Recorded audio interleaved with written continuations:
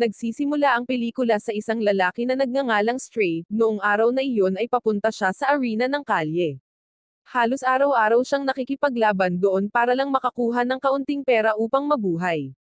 Sa pagkakataong ito, lumabas na makakalaban niya ang isang dating pulis na napakalakas at kilalang napakalupit sa kanyang mga kalaban. Sa gitna ng laban, nalupig si Stray ng kanyang kalaban. Napabagsak pa siya ng ilang beses pero sa isang pagkakataon, si Stray, na hindi kailanman sumuko at may matinding determinasyon, ay nagsimulang baligtarin ang sitwasyon hanggang sa wakas ay nagawa niyang talunin ang kanyang kalaban, dahilan para isisigaw ng lahat ng naruroon ang kanyang pangalan. Mukhang may isang lalaki na matagal nang nanonood sa kanya.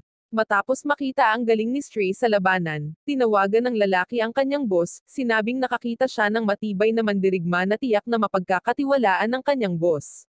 Nalaman na ang lalaki ay naroon upang alukin si Stray ng trabaho, at kung siya ay interesado, kailangan niyang pumunta sa isang club sa gitna ng lungsod upang makilala ang boss ng lalaki. Sa madaling salita, pumunta si Stray sa isang nightclub sa gitna ng lungsod upang pag-usapan ang trabaho. Nang malapit na siyang pumasok, hiniling ng isa sa mga gwardya sa kanya na maghintay habang pupuntahan muna niya ang kanyang boss. Habang naghihintay, umorder ng inumin si Stray at pagkatapos ay nag-relax sandali. Di nagtagal, nilapitan siya ng isang dancer sa club na nagngangalang Lexus na interesado sa kanya. Sinubukan siyang anyayahin na sumayaw, pero tumanggi si Stray dahil hindi siya marunong sumayaw. Pagkatapos ay nagkakilala sila at nag-usap. Nalaman ni Stray na pareho silang walang karelasyon, kaya't walang pag-aalinlangan, agad niyang hiniling ang numero ng cellphone ni Lexus. Kasabay nito, bumalik ang gwardya ng club at tinawag si Stray para makipagkita sa kanyang boss. Ang boss ay isang babaeng nagngangalang Estelle. Siya rin ang nagmamay-ari ng lugar. Sa tabi niya ay ang kanyang bodyguard na palaging nasa kanyang tabi.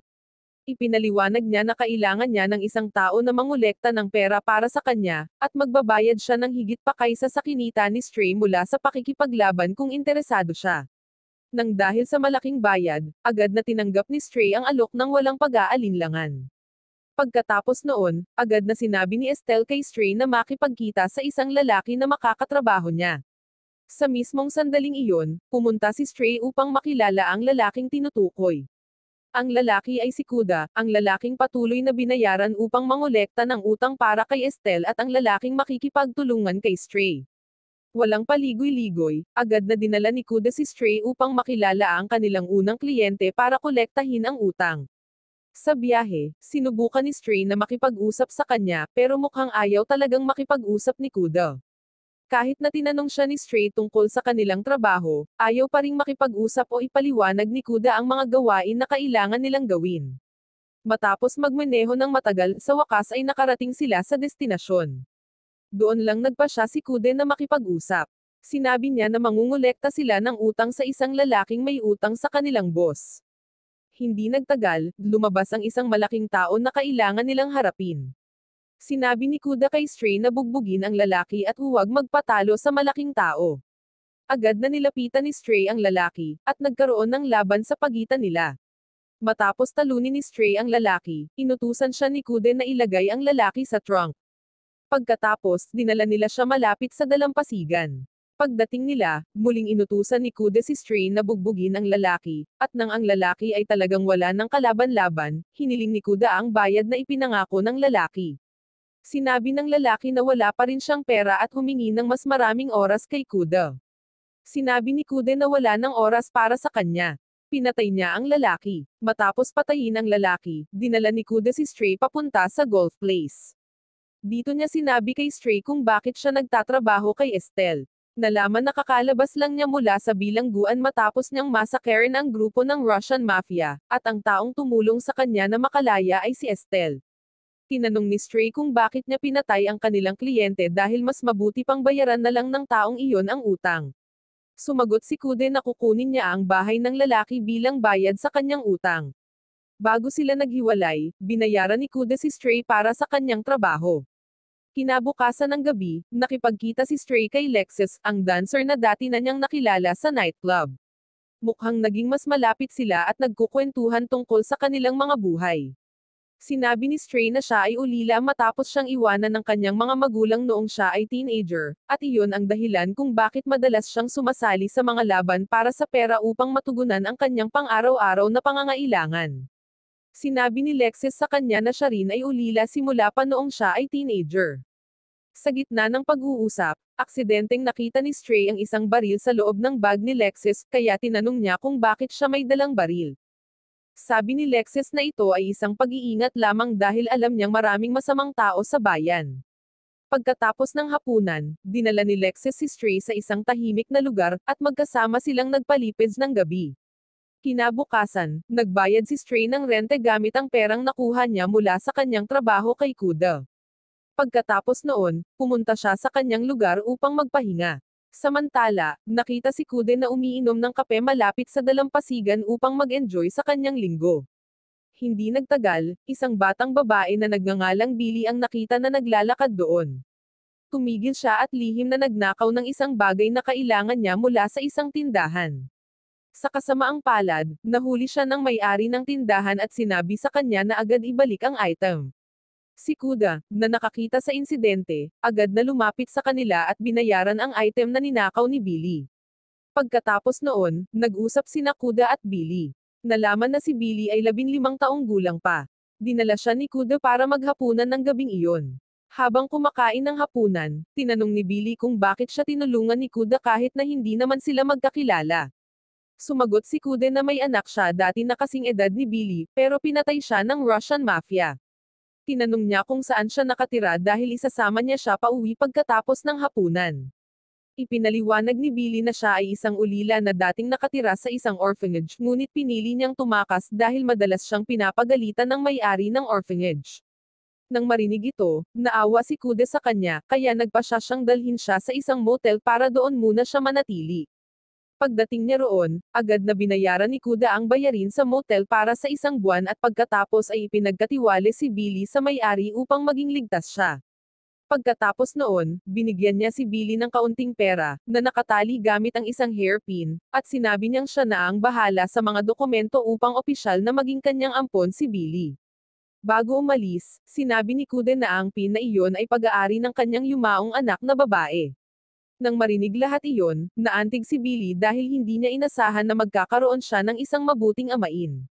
Ilang oras ang lumipas nang si Billy ay nagpapahinga sa motel room, biglang may kumatok sa kanyang pinto, ngunit nang buksan niya ito, lumabas na ang taong iyon ay may balak siyang kidnapin. Kinabukasan, nakita si Kude na bumibisita kay Billy, ngunit nagulat siya nang makita ang pinto na nabasag at wala si Billy doon. Agad niyang naisip na maaaring kinidnap si Billy. Pagkatapos noon, tinanong niya ang hardener kung nakita niya si Billy sa pamamagitan ng pagbanggit sa mga katangian nito, at sumagot ang hardener na hindi niya alam dahil nagtatrabaho lamang siya sa labas ng motel tuwing umaga. Pagkatapos, tinanong din ni Kuda kung nasaan ang may-ari ng motel. Sinabi ng hardener na umalis sa bayan ang may-ari ng motel at babalik ito sa gabi. Pagkatapos, nakita ni Kuda si Stray na nakikipaglaban. Matapos tapusin ni Stray ang kanyang laban, nilapitan siya ni Kuda at agad siyang dinala palayo sa lugar na iyon. Sa gitna ng biyahe, sinabi ni Kuda sa kanya ang tungkol kay Billy at humingi ng tulong na hanapin siya. Masaya si Stray na tulungan siya, pero bago hanapin si Billy, kailangan muna nilang tapusin ang gawain na ibinigay sa kanila ni Estelle. Sa madaling salita, nakarating sila sa isang lugar para gawin ang trabaho. Sa kabutihang palad, ang customer sa pagkakataong ito ay madaling kausapin at agad na nagbayad sa kanyang utang. Ngunit biglang nagalit si Kude nang makita ang pin na ibinigay sa kanya ng tao, na pagmamay-ari ng kanyang anak na babae at dati na niya itong ibinigay kay Billy. Ang tao, na napagtanto na malapit na siyang bugbugin ni Kuda, ay agad na sinabi na nakuha niya ang bagay mula sa may-ari ng motel kung saan tumutuloy si Billy. Pagkatapos noon, nakipagkita sina Stray at Kuda kay Estelle para ibigay ang pera bago nila hanapin si Billy, pero inutusan sila ni Estelle na mangolekta pa ng pera mula sa isang mafia na nagngangalang Freddy. Sinabi niya sa kanila na pumunta sa bahay ni Freddy sa kalagitnaan ng gabi. Nang marinig ito, agad humingi si Kude ng pahintulot na hindi muna siya makapunta, na may dahilan na mayroon siyang mahalagang gawain na hindi niya maiiwan. Sa huli, inutusan na lang ni Estelle si Stray na mag-isa na lang na makipagkita kay Freddy ng gabing iyon. Pagkatapos makilala si Estelle, agad na nagmadali si Kude na hanapin ang may-ari ng motel. Nang makita niya ang lalaki, walang paligoy-ligoy, sinuntok ni Kuda ang lalaki at tinanong kung nasaan si Billy. Matapos siyang barilin sa binti, sinabi ng may-ari ng motel na si Billy ay kinidnap ni Freddy, ang mafia. Agad na naisip ni Kude na si Freddy ang taong pupuntahan ni Stray sa kalagitnaan ng gabi. Pagkatapos noon, agad niyang pinatay ang lalaki.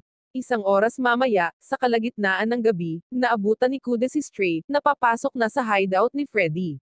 Nang pumasok silang dalawa, nakita nila ang 12 ng mga kababaihan na nakakulong sa mga kulungan. Nalaman nilang pinipilit ang mga babaeng ito na gumawa ng mga online stream ng ilegal. Kailangan nilang kumain, uminom, at gawin ang lahat ng bagay sa loob ng kulungan. Si Freddy, ang mafia, ay tinanggap sila ng mabuti. Bago bayaran ang utang, nagkaroon si Freddy ng pagkakataong makipag-usap sa kanila.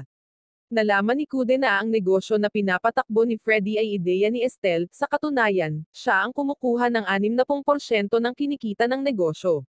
Sinabi ni Freddy na kung gusto nila ng kahit anong babae, kailangan lang nilang pumasok sa kulungan.